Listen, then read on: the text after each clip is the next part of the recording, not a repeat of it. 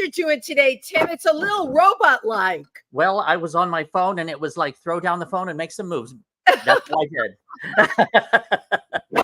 How are you doing today, Tym Moss? I'm good. How are you, Wendy Stuart? I am fine. How is our audience? Welcome to If These Walls Could Talk. Yay. I'm sorry. Tim has been on the verge of electronic meltdown. And I'm still on it because I can't find our stream right now. So I will try to correct it as soon as possible. Well, don't even worry your pretty little head about it. These electronic things happen. And you know what? It's all part of the world that we're living in. Look what happened to Microsoft last week. Everything's right. They have much bigger fish to fry than you and I, Tym Moss. So how are you? I'm great. I'm absolutely great because you know what? No matter what is going on in the universe, I will prevail. Yes, absolutely. Okay, I will find the good in just about anything that I possibly can. And yes, you do. And in creating that world, you know, it was been so tumultuous in like the last week and a half. The electronic thing, the Microsoft thing, all of a sudden Biden's running, he's not running. Then our vice president's running, and is she really going to run? Who's she going to run with?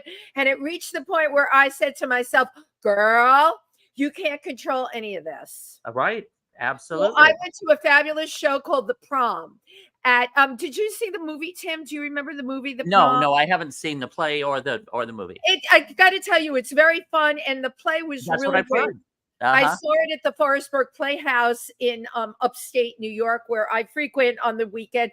And the cast was amazing. They were from all over the country. And there were, of course, some lead roles which they cast out of New York. Yay! Incredible. You can be on Broadway like 1 year and then performing up in the Catskills 2 years later. And if you're a performer, it's all good. You're happy to be working. Right. Incredibly talented cast, and the money that they raised, a portion of the tickets, of course, went to help my LGBTQ in Milford, Pennsylvania. TriVersity, wonderful. Yeah, it was really, really wonderful. And then, my God, here at Pangea, Penny Arcade had her mega birthday. Yeah, it was really, really wonderful. A lot of people from our show, of course, were there because they're friends with Penny. You know, a lot of East Village personalities. Yeah, personalities or village personalities, or just, you know what, Tim, people with personalities.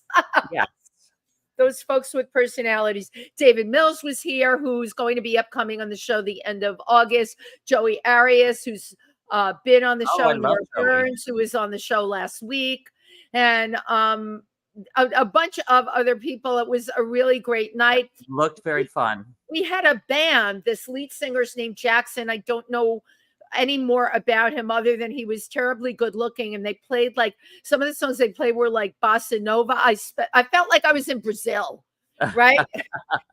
You got to keep the energy going. Speaking of Nora, speaking of Nora Burns, I went to see The Village the other night. Incredible. You were absolutely right, Wendy. It was just an amazing show. It was so much fun. You didn't stop laughing, right? You were just and that's at the Soho Playhouse through, when is it? August 10th. Until August 10th. You can go see that, or also David's friend. David's friend is Thursday and The Village is Wednesday. So tonight they can see The Village. The Village is Wednesday and Friday, and David's friend is Thursday and Saturday. Yeah. Through August 10th at the Soho Playhouse. Yeah. And then I did some reacts videos with Scott, where he's having a week of Tim, which was so nice of him. My friend on Quirky TV, he does reacts videos and has me come on frequently, and we built up a nice fan base on there, which is really nice. I love it. Tim, what is a reacts video? I meant to ask. A reaction video. What are you reacting to? Which, like what he does is he has a couple of artists. Like his name is Ren. He's I think he's from Wales. Amazing. I swear to God, I have not seen genius like that since like Prince. Wow. He's remarkable. And so he'll just show me like one of the videos, and they show me reacting. Like they show the video, and then I'm on the side, and they show me reacting to it. And that's funny. What a reaction video is. Right. And they're big. Why? I don't know, but they are. I think that's great. So yeah, he's doing. We shot 5 of them. So I'm doing next week, Monday, Tuesday, Wednesday, Thursday, Friday of Tim, different ones. So and then last Saturday was Bronx Pride. Yes. And I not only stage managed backstage to keep the show going, but I also performed several times, and I was one of the hosts. Right. So I worked my tail off for like 8 hours nonstop. You always do. But Apollonia, really remarkable. Apollonia Cruz, who produces it, of course, she wanted me to give you a big hug. Unfortunately, I'm not here in person. Yeah, she's really amazing. And your other host was Lady Clover Honey. Lady Clover Honey was one. Kelly Kaboom didn't come. Well, right, and there was one other, I think. Vanessa Valtre. Yes, was the other host. I love Vanessa. Right. Well, shout out to all of you for what you do and for all the information. It's actually a health fair as well as an amazing show. It's really great that you. Thank you for that. Yeah, and it is. It's such a great time. It's such a wonderful time. Well, then that was on Saturday, and then on Sunday I was planning on going to Penny Arcade's birthday at Pangea. And I was so wiped out, and I got on the train and I made it to 125th Street, and my body was just like, you do not need to be going out here. So I turned around and came back. So unfortunately, I could not join everybody down there, but it looked like a really fun time with Penny Arcade. Now, this weekend, Ike Avelli and I are flying out to Denver, Colorado. And we're doing our show 50 Shades of Gay. So anybody in the Denver, Colorado area, please come out to see 50 Shades of Gay. We are at the Clock Tower Cabaret. So just go to clocktowercabaret.com. Cool. And get your tickets. And I would love to see everybody there. Yay. Plus you get to be in Colorado in that fresh mountain air. Yes, at like 95 degrees. Right. But you know what do they say? The way they say it's a dry heat in Arizona. This is like it's a mountain heat. It's different. Right. Well, I'll let you know how a mountain heat is. Yes, I'm sure you will. I'll look for your post on Facebook. And I want to give a shout out here at Pangea this week, Friday, July 26th. There is Show 'em How It's Done comedy night with Vicky Cooperman, Carol Montgomery, and Missy Hall. These are powerhouse women comedians, and Russian-born Vicky Cooperman has performed nationwide and was named one of Huffington Post's one of the ones to watch. She's been on Live from the Gotham, Nickelodeon, the Maxim Comedy Showcase. And she is, believe it or not, a regular on Sirius XM. So if you can come on down to Pangea, where we always have incredible shows. This one's going to be Friday, July 26th at 7 p.m. So join us down here. Last night I was here for the amazing Wendell Walker, his birthday. He was the one that ran everything at the Museum of the Moving Image. And now he puts up incredible exhibitions all over. So once again, we came to Pangea, we ate cake. And the reason I like streaming is I'm not here eating massive amounts of cake. I have to watch my girlish figure. Oh, and speaking of girlish figures, we have 3 amazing women on here today. And this just ties in the fact we have women comics here that are coming here. It's the power of women, right? And when I first heard the name of this group from the incredible PR powerhouse Lori Tower, she's like, you have to hear them. They're really amazing. And you got to have them on your show. And she told me their name, Brokeneck Girls. I was like, Brokeneck Girls? Well, I'm not going to give too much away, okay? Because they're going to tell you the history of that name and everything about them. I want you to welcome Eve Blackwater, Jeannie Skelly, and Kendra McDevitt. Yay! Yay! Hello. Hello. How are you? How are you? We're so good. Yeah. Excited to be here. Well, this is so great. We're so happy that we could get all 3 of you right on the show. Yes, right? Yeah, we fit.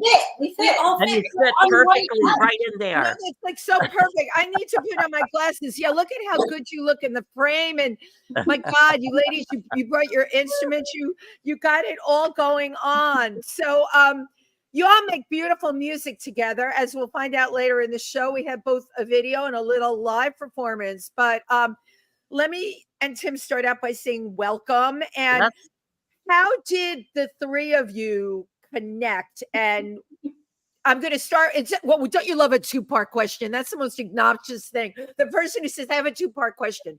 How did you all start, and where did the name Brokeneck come from? There you go. They're actually connected.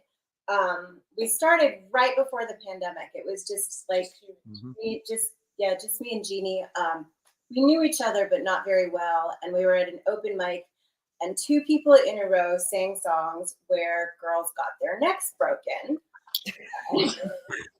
In a row. In a row, yeah. Oh my God, back to back. It's a sound.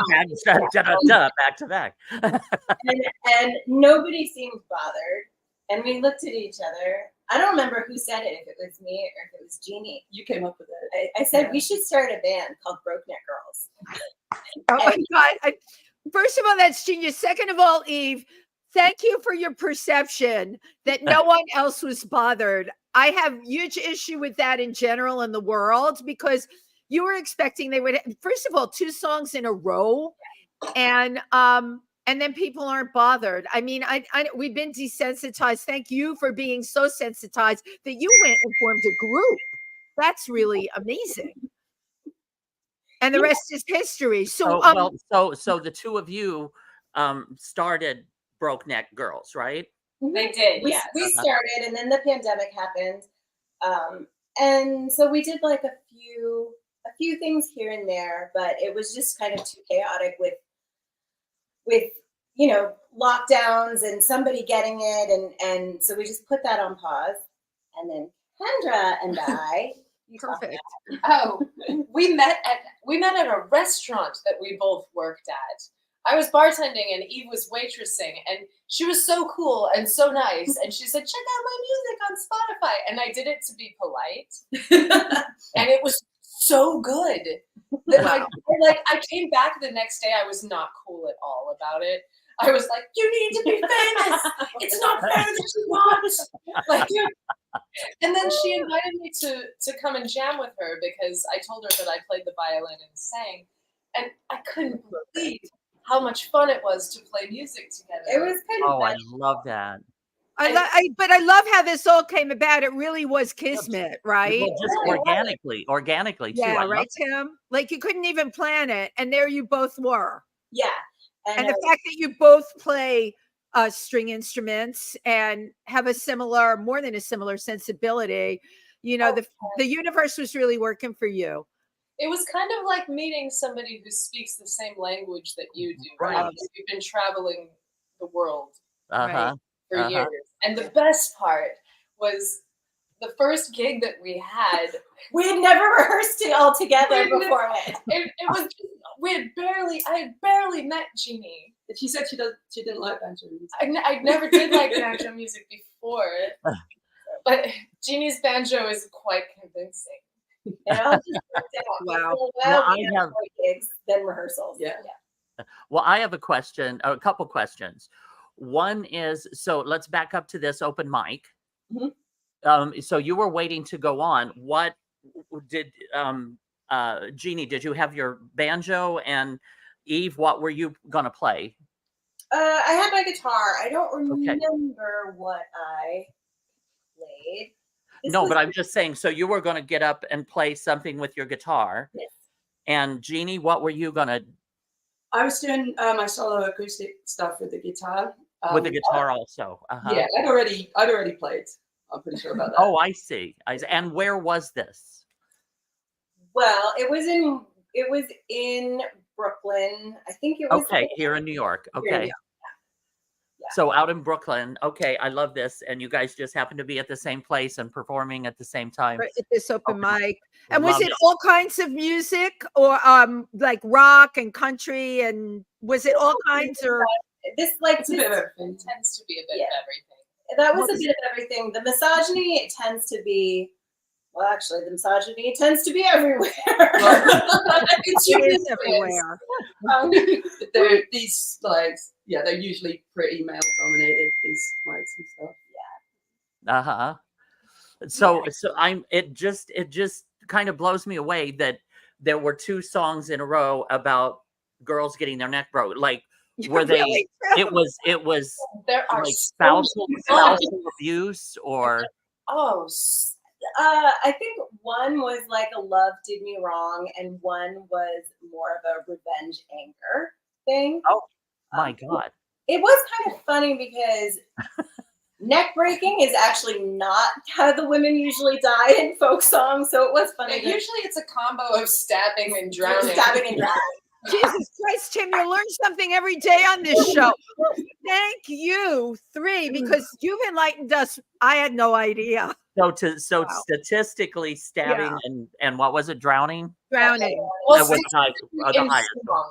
I'm not In sure folk how songs. it is in real life, but as far as the folks, if you were to believe the statistics of folk songs, it would seem that most girls die from a combination of stabbing, drowning, and just going for walks with young men who claim their intentions are pure. Yes. It's really hard to swim instead. It's hard to swim if you just. That's a great point. Good point. Yeah.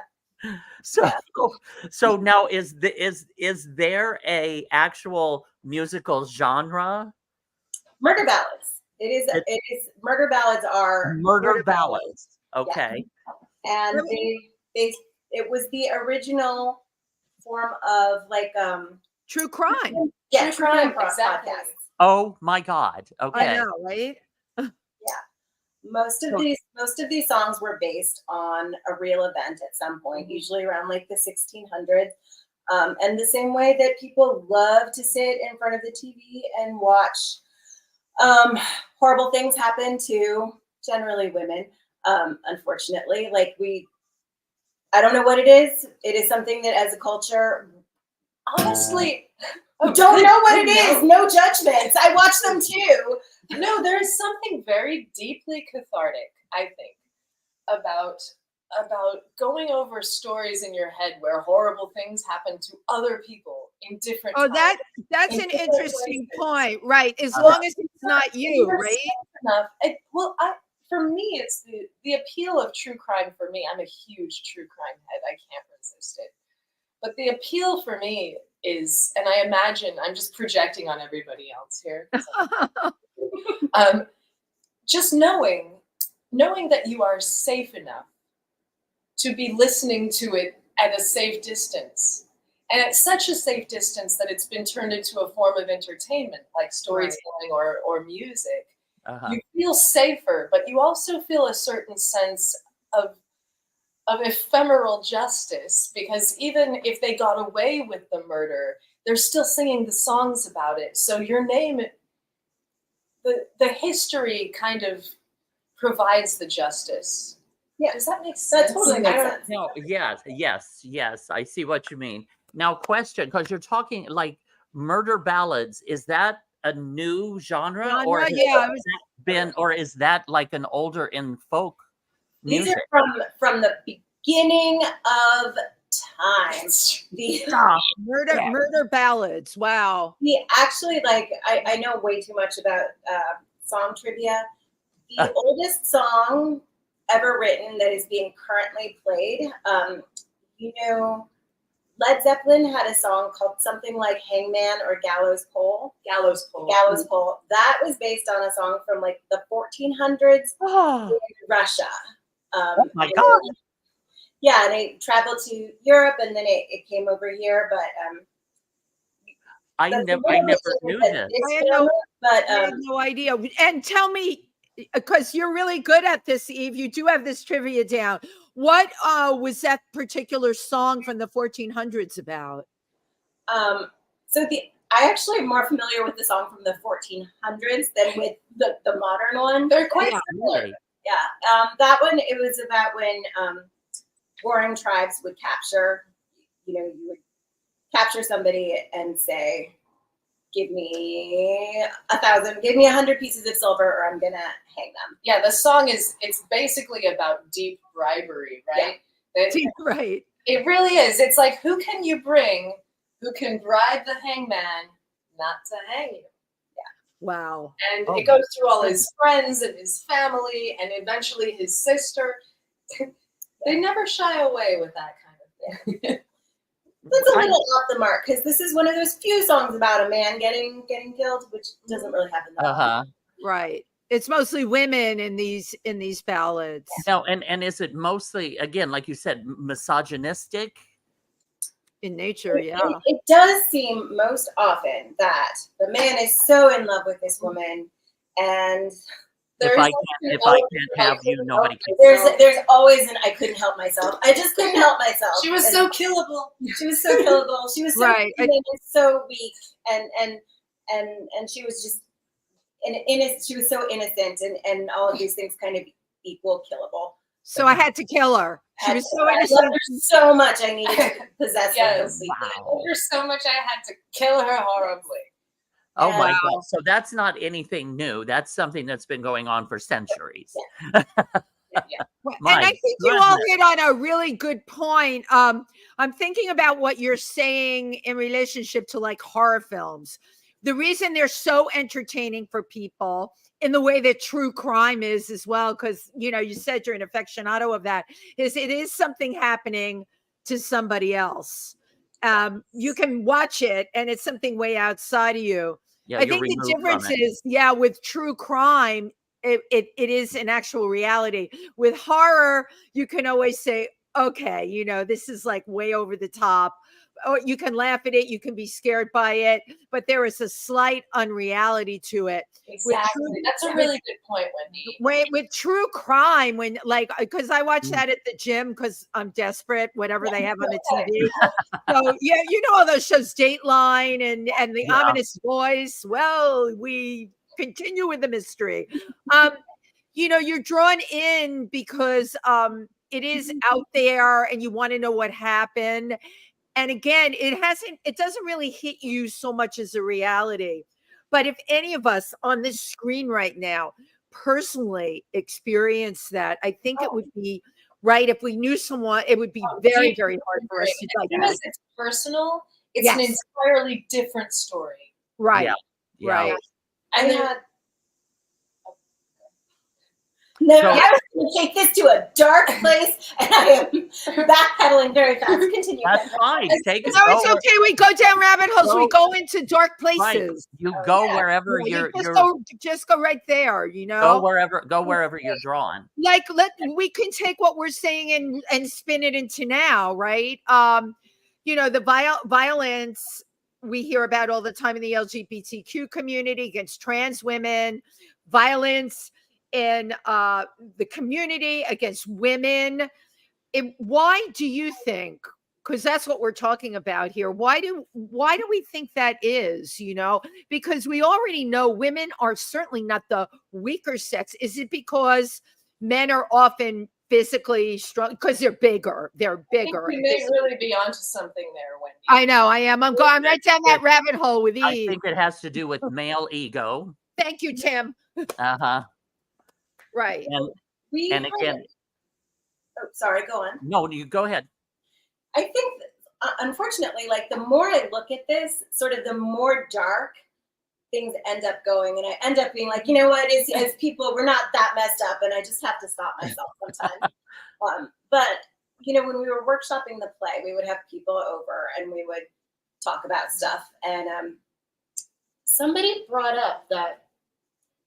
Somebody else, not me, brought up that a woman getting murdered is kind of the ultimate expression of femininity. There's the idea that she was so beautiful, the man couldn't help himself. And she was so weak, you know, which accentuated like him being so strong and rough, and she was so weak and fragile and compliant, and she, you know, believed him enough to, you know, follow his lies. And that is another reason that people really are very uncomfortable about violence against men, because it's kind of considered, you know, getting murdered is not very manly, but it is. Although, what's more manly? I like it's fascinating, isn't it? How there's this. It's almost biology. What we're talking about, sort of, especially when it comes to entertainment that reveals the dark side of human nature. You know, we're looking at the thin veneer of civilization. I mean, did you ever see a baby that was so cute you just wanted to bite their little fat leg? Of course you would never. Oh my God, now we're into baby biting. No, Kendra's the one who comes. Baby biting. It looks delicious. Not that anybody would ever bite a baby. She bit a Nick. She bit a baby down the street. There was one baby. There wasn't a baby. But I think socially, I think maybe like socially, because it's been a patriarchal society for so many centuries, that I think it has to do with the man hunting, woman nesting mentality. Do you think? Definitely. Mm-hmm. It's very primal. It's primal, right?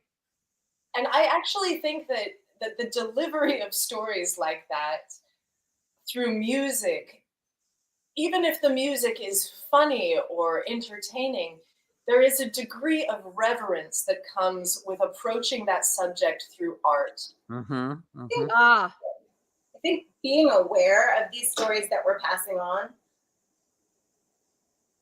is really important. Like a friend of mine wanted us to do a murder ballad, and it was a woman, and she thought it was the most beautiful murder ballad ever, and she thought it would be so much fun for us to play it with her.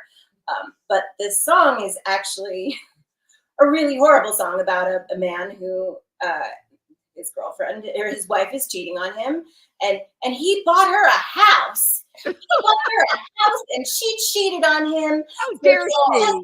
He saw her, and he just shot her dead and buried her in the yard.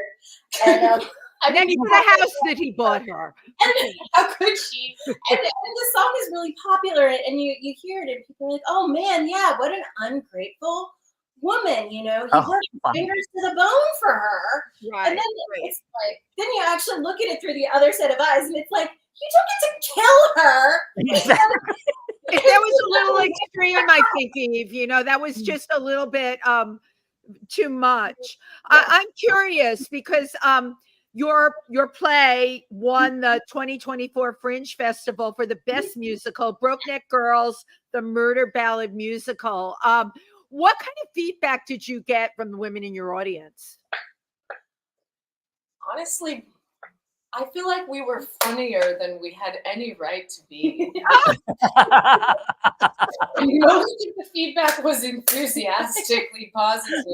Women certainly enjoyed the show better than men did. Like, I feel like with our friends and stuff, we got much better feedback from women who saw it.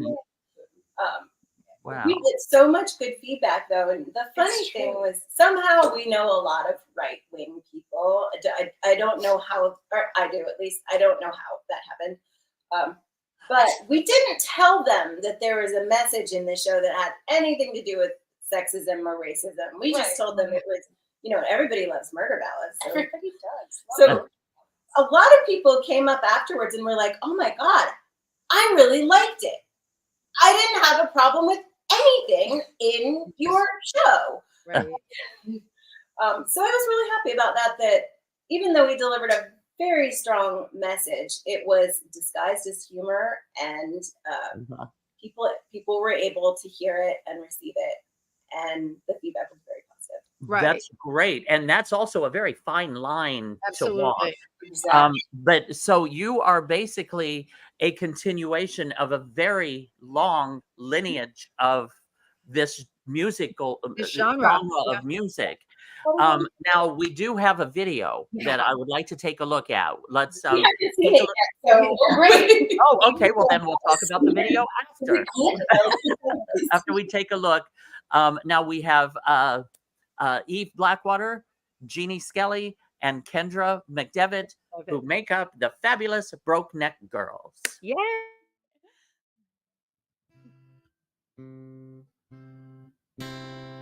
I had a girl in Knoxville, a town we all know well, and every Sunday evening in her home I'd dwell. We went to take an evening walk about a mile from town. I picked a stick off of the ground and knocked that fair girl down. She fell down on her bended knee, for mercy she did cry. Oh, Willie dear, don't kill me here, I'm unprepared to die. She never spoke another word, I only beat her more, until the ground around her with her blood did pour. Hell yeah, I killed the Knoxville girl, unprepared to die. Hell yeah, I killed the Knoxville girl, don't nobody know why.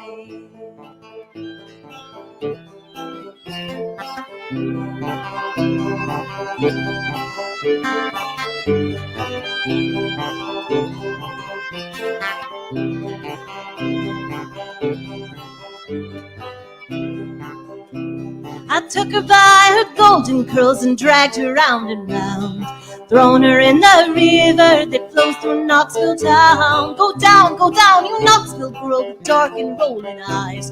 Go down, you Knoxville girl, you'll never be my bride. Hell yeah, I killed the Knoxville girl, unprepared to die. Hell yeah, I killed the Knoxville girl, don't nobody know why. I headed back to Knoxville round about daylight.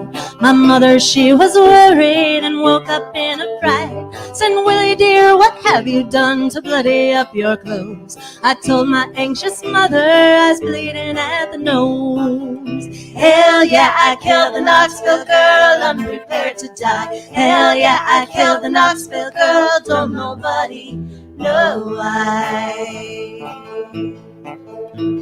They took me down to Knoxville and locked me in a cell. My friends all tried to get me out, but none could go my bail. I'm here to waste my life away down in this dirty jail, because I killed the Knoxville girl, the one I loved so well. Hell yeah, I killed the Knoxville girl, unprepared to die. Hell yeah, I killed the Knoxville girl, don't nobody know why.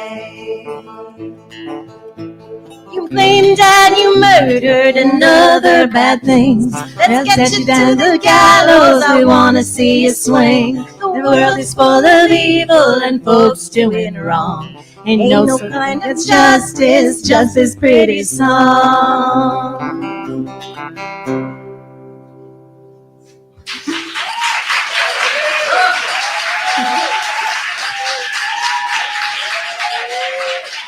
Oh man! Wow, That's some years ago. That is a very old video. We do that song so much better. We are much better. Oh, I thought it was but great. you know what? Oh my That God. song was really. I looked through everything, Wow. and Lori pulled this for me, and I'll tell you why. You all have voices like angels. And there you are when you listen to what you're singing with these voices like angels and the beautiful instruments with it.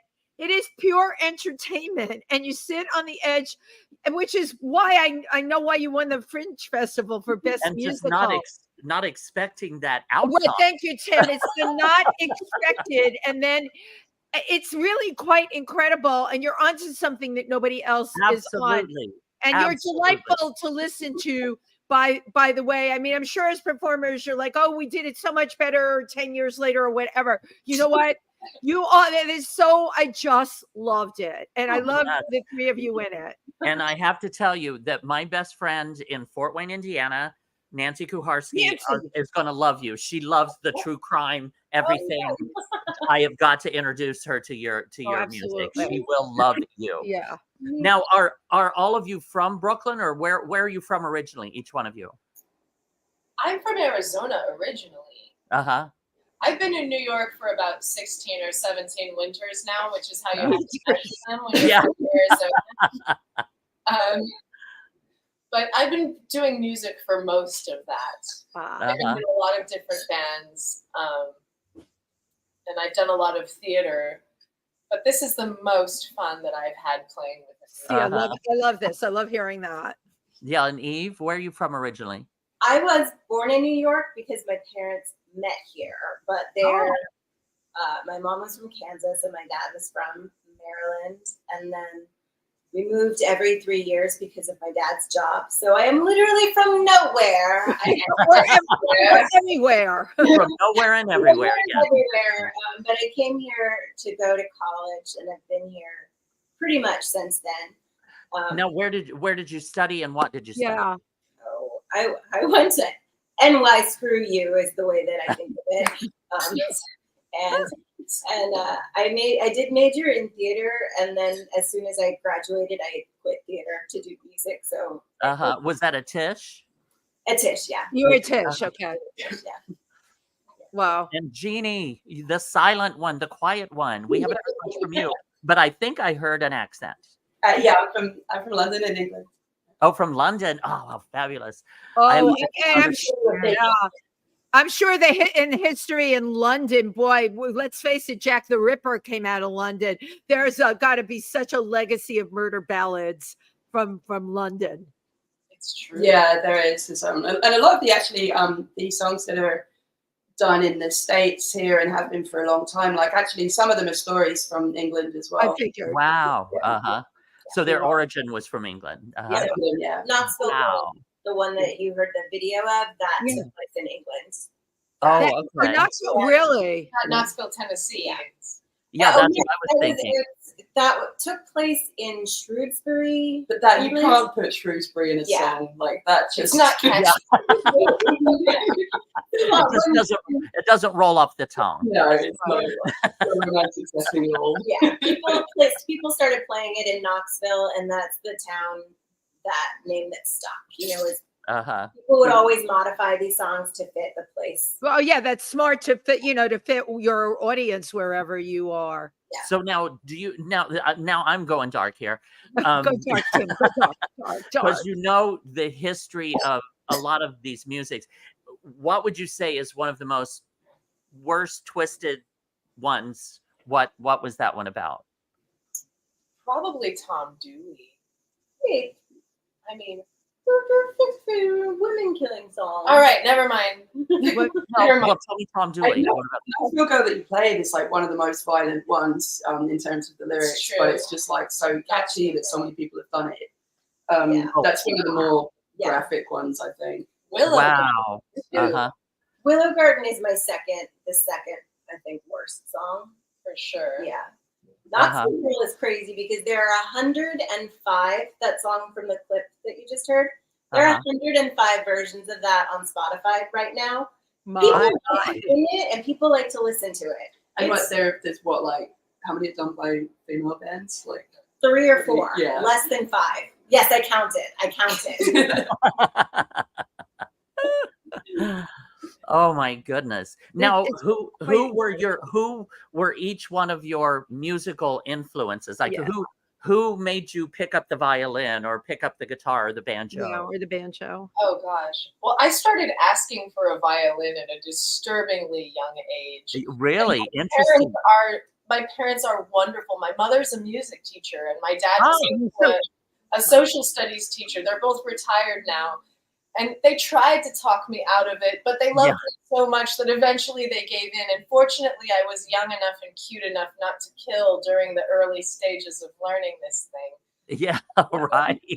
But I was taught to play violin by Rexanne Lindsay, who is a wonderful violinist in the town where I was growing up. Wow. And I was really lucky that way. And your parents supported it, and you took it through to now. So that's great.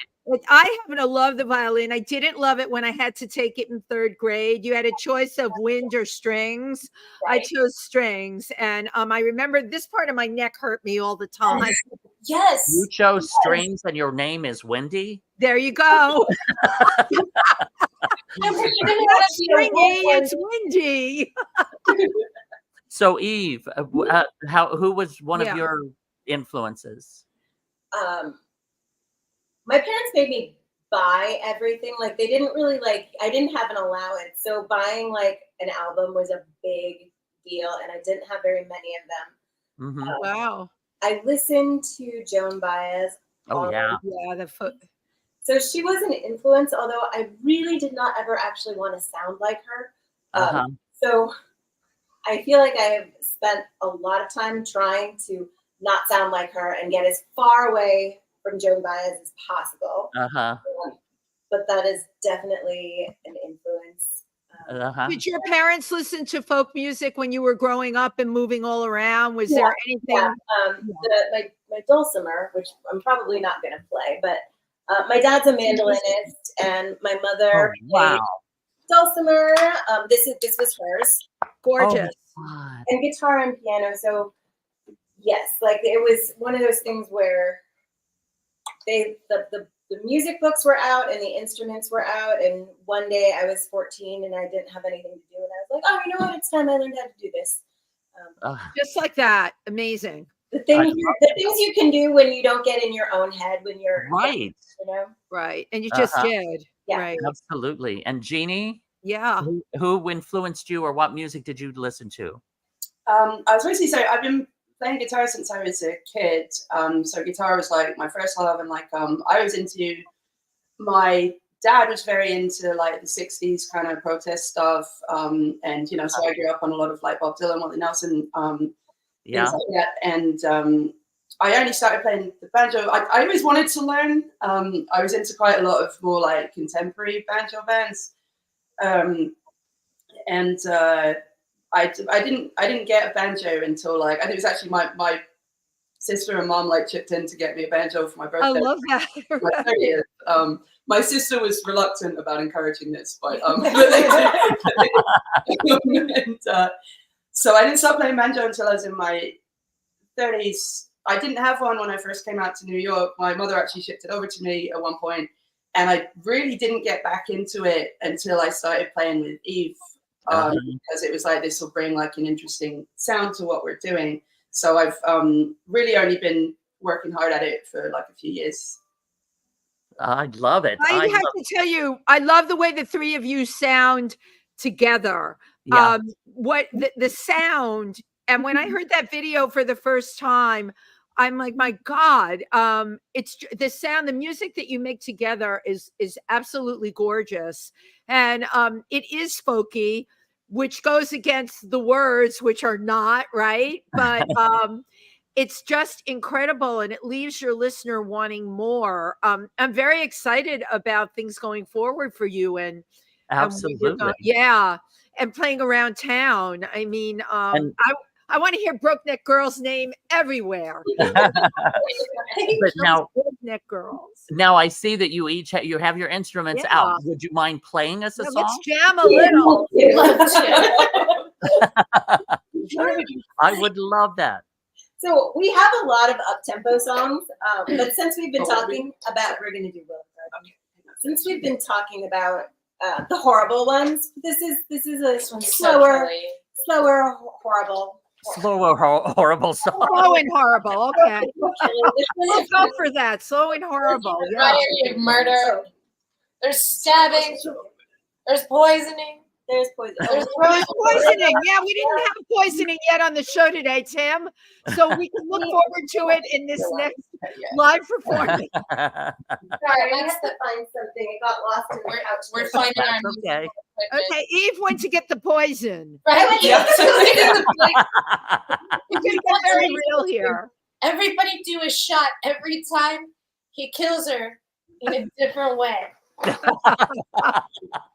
Oh, we've got more than one. Okay. Anyone is fine. Oh, that's that right? Okay. Sorry. Sorry. okay. We're good. We're not always organized. Okay. It's part of our charm. Yes. So this song has been covered by so many people, including Brandi Carlile and Nora Jones. Like, this is their song because it's so pretty, but it's awful. And so I feel like, right? Especially if you're Rose Connolly. Yeah. This song, it's also based on a true event. And wow. so I feel like as you listen, you have to count the number of fucked up things. I'm going to start a little tab on my paper here. Yeah, there's so many. Like, why did she fall asleep on the date? Why did he bring weapons with him? Why did he bring so now? So are you ready? Are you tuned and ready? We're ready. Yeah. Ready. Okay, so take it away. So please welcome Eve Blackwater, Jeannie Skelly, and Kendra McDevitt, also known as Brokeneck Girls.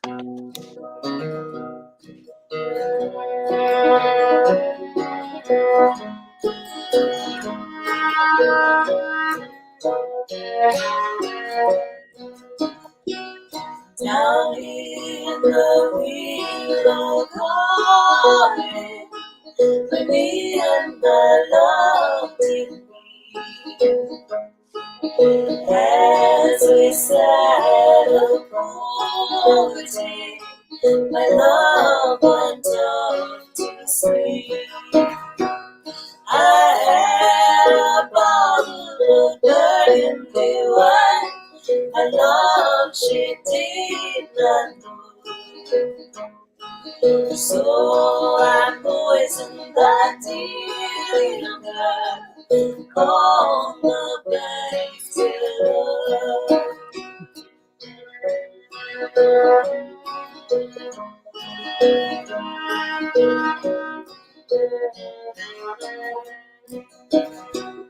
I drew a saber through the heart. It was a bloody night. I threw her in the river, which was a dreadful sight. My father often had told me that money would set me free. If I should murder that dear little girl whose name was Rosalie.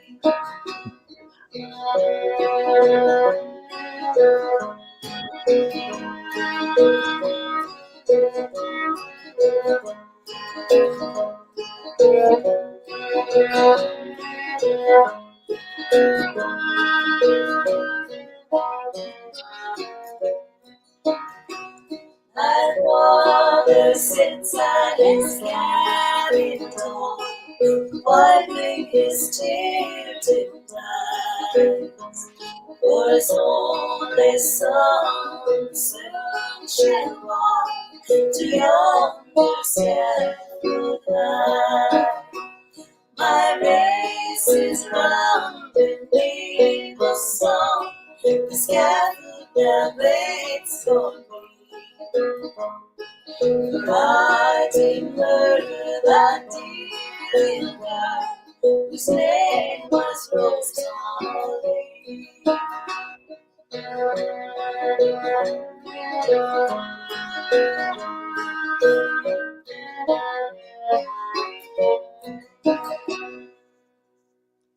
Oh my God. Amazing. I couldn't catch all the words. I think like you weren't, but I had four. First, he poisons her. Yeah. That was the first one. I got that There was one. the poison, then there was bloody knife. A saber, like a big long. It was a saber. A long knife. Runs it through. It was a bloody knife. It was a bloody knife. Exactly. It was a bloody knife again. Like, and then he throws her in the river. Oh, Right. yeah. Dreadful sight. He admits it was a dreadful sight, but he still Did it? And then Right. he says, my dad told me to. right. He blames his dad. Oh. Like, who blames their dad? Well, it's the fact that he could do all of this and there was no conscience connected to it. That's Right. what I got from the whole Right. film, you know? Yeah, Wow. The scaffold waits for him, though. So there's your illusion of justice. Yeah, you're right. There's a real disconnect because he's like, because I did murder that dear little Right. girl. He Right. loves you so much. Right. Oh The my dear little God. girl that he killed 3 ways. Like, what? Wow. Right, because one way wasn't enough. It's like, oh, poor me, I had to do that. It's literally overkill. Yeah. You literally Stop. Literally overkill. That's great. I like that, Tim. Jeannie always points out, like, why are these guys bringing knives on dates? Right, they're really weird. No, like it sounds like there's more than one, but like the good example is back to the Ohio. He's planned this nice romantic walk. He's going to propose to her. She Right. says no, and he stabs her. So it's Oh. like you plan this lovely day. You're going Right. to propose. He's like, Yeah. flowers, But you brought a knife. Just in case. Yeah. Just in case she says no. Right. He was ready. Right. Oh my God. What did we learn from this? Don't say no. Also, learn to swim. There's something you can get from these songs. Don't say no. You know, Oh my my brain God. is racing while we're talking because these are male to female with the males doing the killing, right? Mhm. In the history, I wonder if there is the history of these songs and how much we would know, like female with female, male with male. I know we have female killing males. That's a big genre, like Lizzie, you know, the Ballad of Lizzie Borden or whatever. But I wonder those how were many parents, I female to female lovers where one kills the other in such hideous ways. Lovers. There's very few songs about female lovers. There Right. are a lot of there. I don't know any songs that Often female lovers- sisters. sisters. Oh, To kill each uh-huh. other. Remember that Wind in the Rain? Yeah, and Sibling rivalry. Yeah. in terms of like that sort of area, it's common to have a woman disguised as a man. Yes, Ah. that's huge. That is huge, and that person is usually the heroine.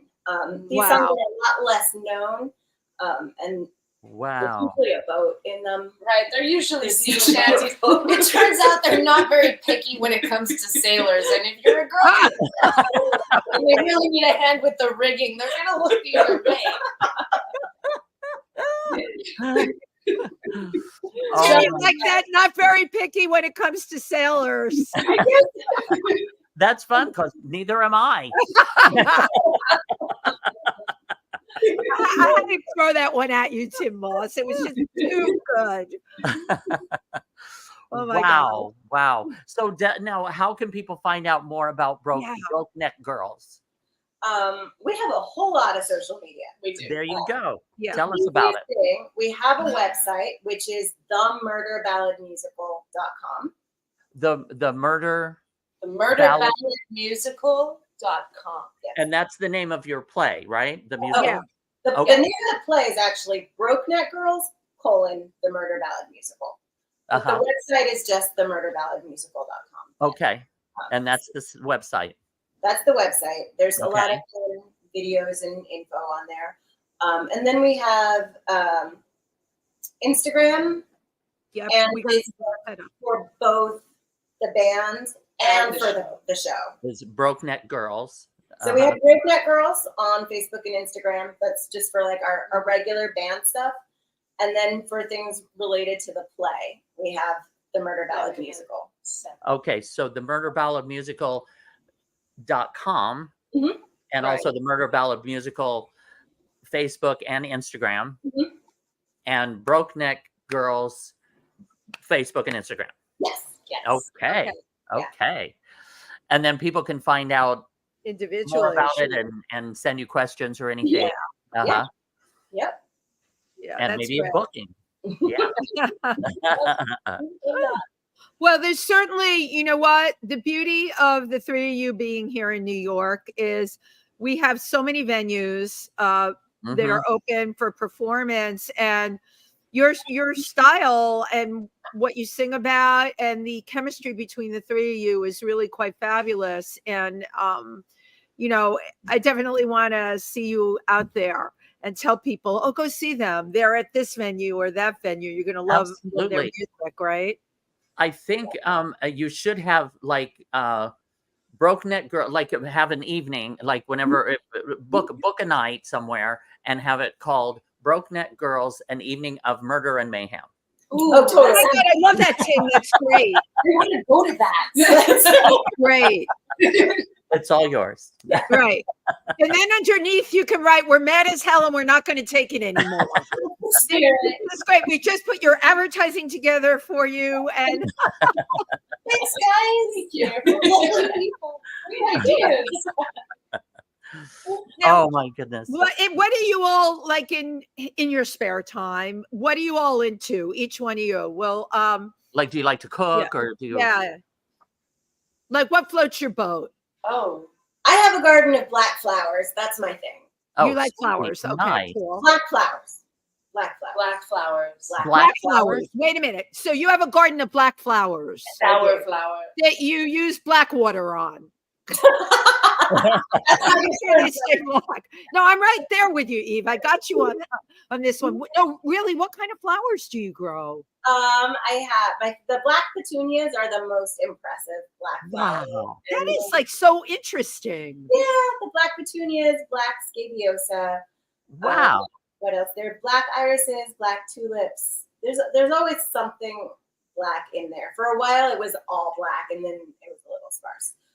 It's very exotic, though. When it comes to like, I think I have seen black tulips maybe at the botanical gardens, and they were very special. You can actually grow this stuff. Yeah. I mean, honestly, they're all very, very, very dark purple. You can't actually. Right, but they're dark. Yeah. So some people have a green thumb. You have a black thumb. Got it. Got a black thumb. Eve plants things. I bury them. A black thumb is when you cannot make things grow. And Eve makes beautiful flowers. You can make beautiful flowers, if you have a garden, and that really is a talent. Mm-hmm. I'm kind of like you. Killing them is my talent. Can't help it. You're so cute. Water. I could do this song about drowning, poisoning with too much plant food. Maybe I'll have my own ballad about killing plants. Oh God! I was house sitting for a friend once, and I didn't even know that half of their plants were plastic. And I was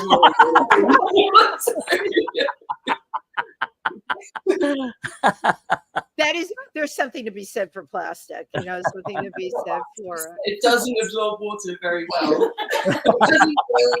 Right. That's really funny. Oh my God, ladies, this has been so fascinating. I love that we had all three of you together, and of course, a special shout out to Lori Towers today. For Lori, we always appreciate people that tell us, hey, you know what, you've got to have these people on, and we're always looking for new people. We have seasoned people on, but that's what makes the entertainment world go round.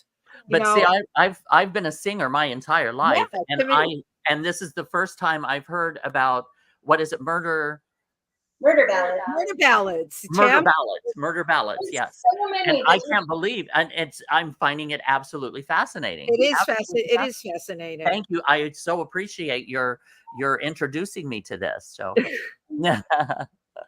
It absolutely is fascinating, So Tim, are you gonna go and start to Google murder ballads and come up, or you're gonna be singing about stabbing and poisoning and all of that?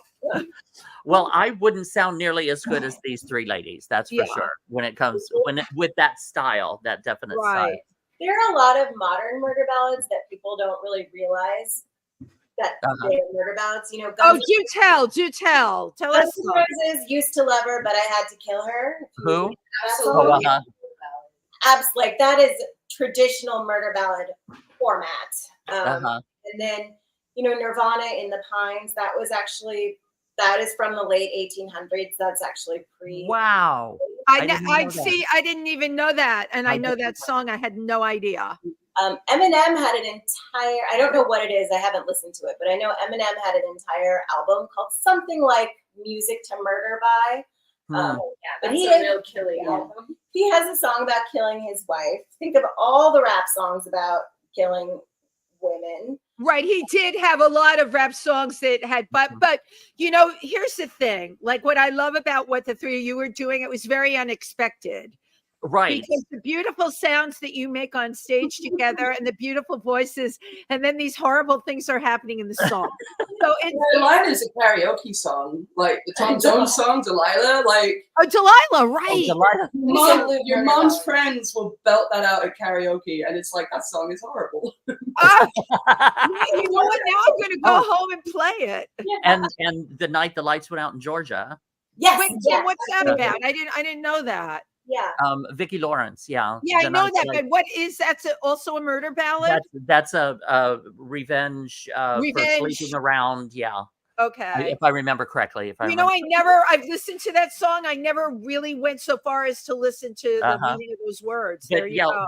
But like Wendy said, because your sound is just, it's so nice and so flowing. And then it's like, excuse me, what? What did you say? Stabbing, bleeding, my God. I love that. Love it. Love it. Well, I want to thank all of you for coming on today. Thank you. Thank you so much for having us. You guys are wonderful.